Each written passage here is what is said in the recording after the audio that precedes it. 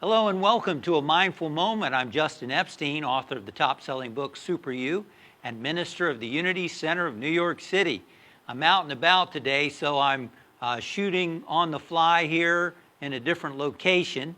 So we got Power of Now on the phone. Anyway, I like these two paragraphs. We're still looking at chapter 1. He says, so the single most vital step on your journey toward enlightenment is this. That's a powerful statement right there, right? The single most vital step on your journey toward enlightenment, easy to gloss over those words, is this. Learn to disidentify from your mind.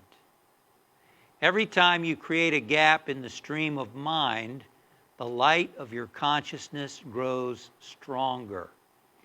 Most people, I would guess, they're totally caught in the stream of thinking, identified with the mind. I am what I think. I am my opinions.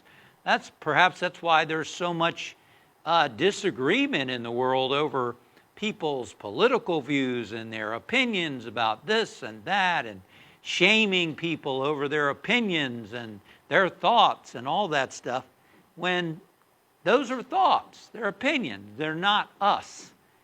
You live in the body. You are consciousness, pure consciousness, not your thoughts, not your opinions.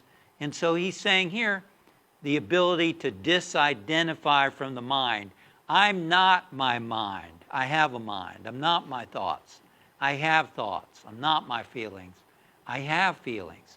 The more we're able to get in that place of observer and witness, the more we allow, as he says, the light to shine, our consciousness to grow stronger, because we're the witness, we're the observer. And I think the more you can do that for yourself, the more you're able to not take other people's opinions and thoughts and feelings as strongly. You're able to disidentify another person from their mind. Jesus the Christ said, love your neighbor as you love yourself. If you and I are able to disidentify from the mind, we're able to love ourselves, and we're able to love others as well. I believe that, with the passing of Ruth Bader Ginsburg recently, she was a lady who was able to love people, separate the person from their opinions. That's why one of her dear friends was Scalise. He was conservative, he was Catholic, he was male, she was Jewish, she was female, she was liberal, but they were able to go on to trips together and spend time together and like each other because they were able to separate thoughts and opinions. Anyway, this next paragraph, he says, one day you may catch yourself smiling at the voice in your head, as you would smile at the antics of a child.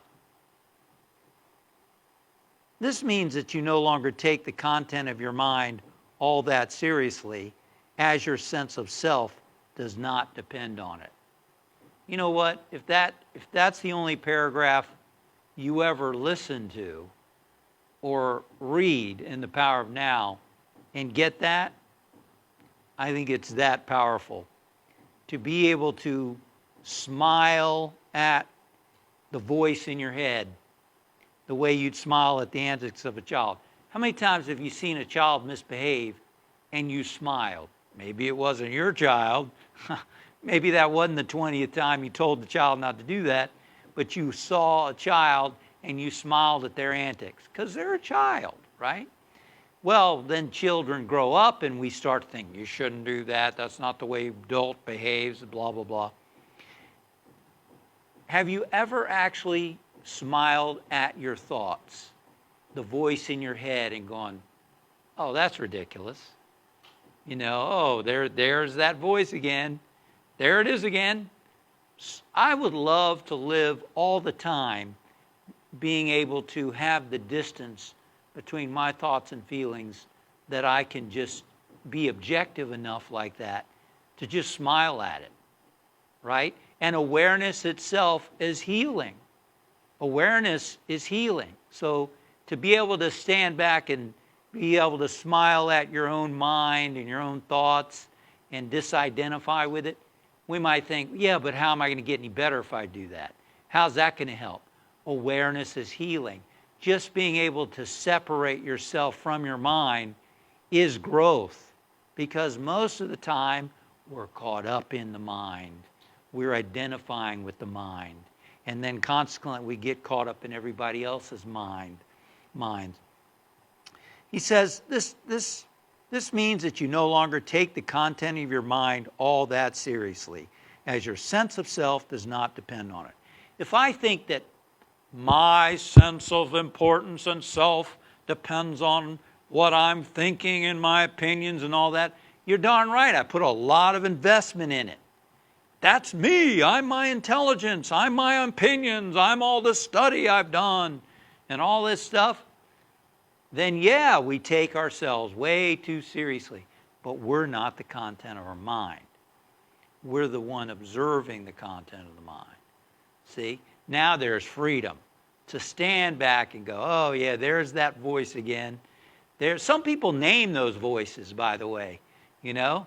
Some people name those self-righteous Roger or whatever the name might be to disidentify. So I think those two paragraphs here are really very powerful.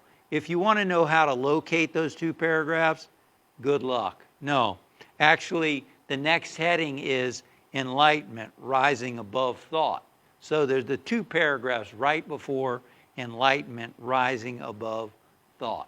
So let's try to do that more. Observe, disidentify, even find yourself smiling at that voice. If you can do that, man, you are really growing here. All right? So thanks for joining me today, and I'll see you next time for another mindful moment. Thank you for joining me for a mindful moment. Remember to subscribe to my channel for more mindful moments as they go live.